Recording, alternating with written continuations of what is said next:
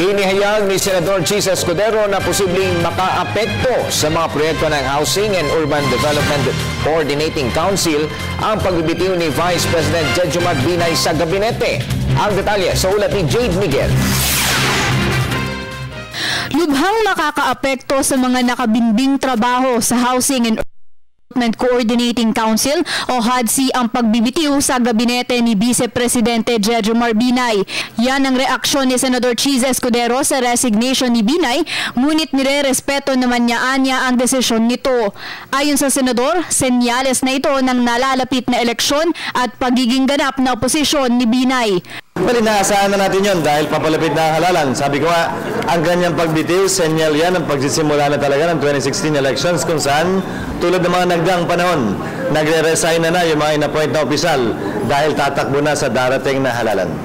Bagamat isang malaking desisyon nito para sa Vice Presidente, marami pa raw mga trabahong tapos sa ahensyang iniwanan ni Binay.